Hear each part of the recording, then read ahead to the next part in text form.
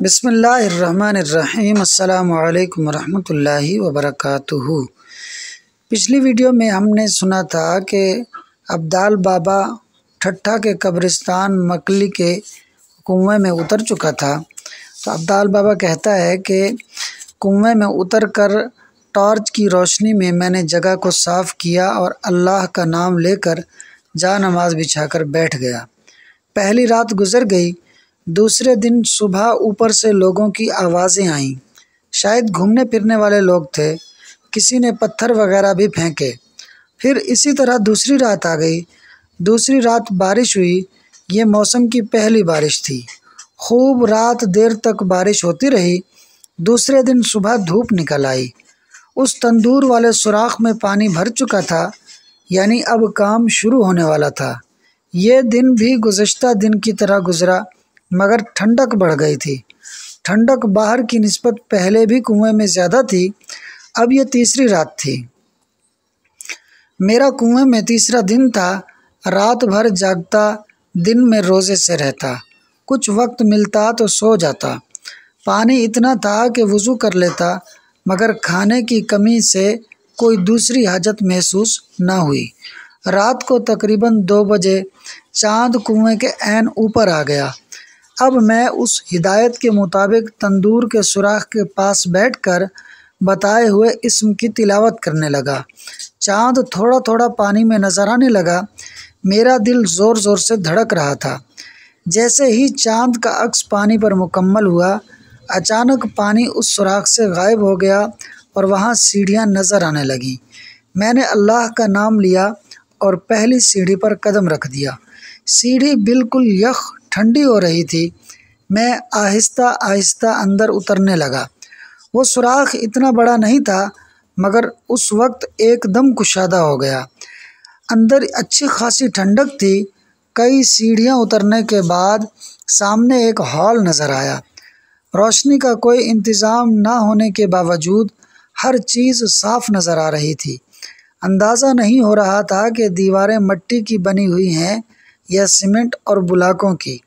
آگے بڑھنے پر ایک دروازہ نظر آیا۔ میں نے آگے بڑھ کر دروازے پر ہاتھ رکھا۔ دروازہ 2 پٹکا اور لکڑی کا تھا، تو دروازہ کھلتا چلا گیا۔ سامنے دیکھا تو ایک دری پر گاؤ تکیہ لگائے ایک بزرگ تشریف فرما ہیں۔ میں نے سلام کیا تو آواز سارے حال میں گونجنے لگی۔ السلام علیکم، السلام علیکم کا شور مچ گیا۔ ان بزرگ نے سلام کا جواب دیا اور اندر آنے کا کہا۔ میں اندر چلا گیا اور مصافحہ کر کے ایک طرف بیٹھ گیا۔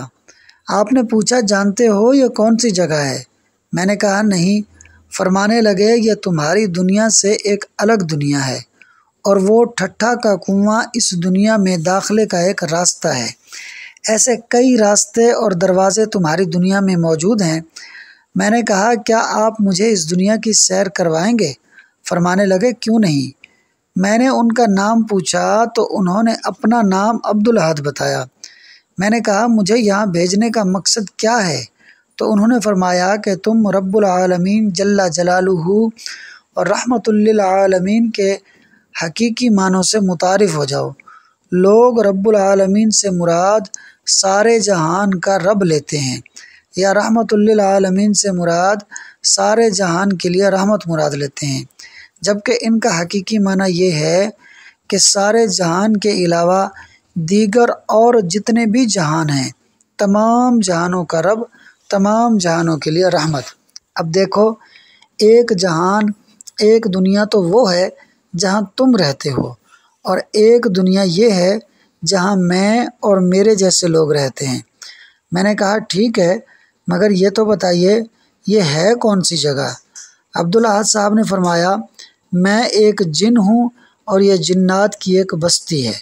مسلمانوں کی ایک بڑی اکثریت جنات کے وجود پر یقین رکھتی ہے، مگر کچھ لوگ اپنی کم علمی یا ہٹ دھرمی کے باعث جنات کے وجود کو تسلیم نہیں کرتے۔ وہ کہتے ہیں، قرآن میں جو لفظ جن یا جنات آیا ہے، اس کا مطلب جنگلوں میں رہنے والے وحشی جنگلی لوگ ہیں، جو بہت لہیم شہیم اور قوی ہیں، جو شہری زندگی، ادب، تہذیب و تمدن سے ناواقف ہوں، انہیں جن کہا جاتا ہے۔ جبکہ ایسا نہیں ہے۔ ہم جنات ایک ایسی مخلوق ہیں جسے اللہ تعالیٰ نے آگ سے پیدا کیا ہے، بالکل ویسے ہی جیسے تمہیں مٹی سے پیدا کیا ہے، یعنی تمہاری پیدائش تو پانی سے ہوئی ہے، مگر خمیر یا گوشت پوشت اور ڈھانچے کی اصل مٹی پر ہے۔ اسی طرح ہماری تخلیق آگ سے ہوئی ہے۔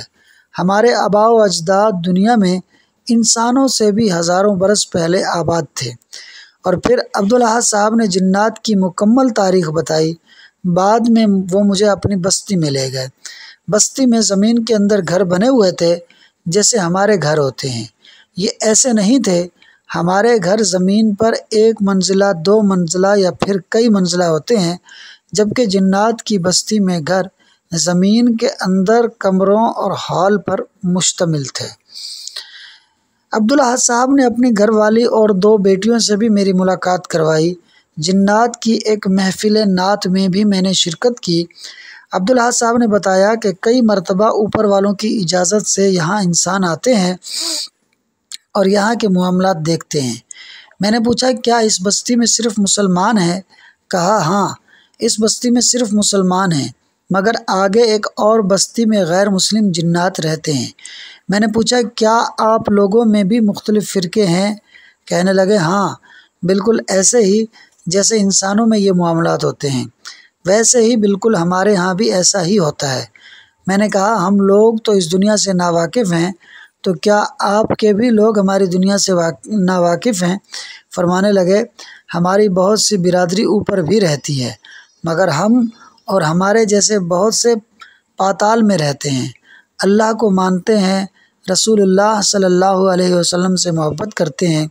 جیسے تم نے واقعہ سنا ہوگا کہ برسوں پہلے سرکار غوث الاعظم پیران پیر دستگیر رحمۃ اللہ علیہ کے حکم سے ہمارے ایک بادشاہ نے اس جوان جن کو سزا دی جو غوث الاعظم کے ایک مرید کی بیٹی اٹھا لایا تھا۔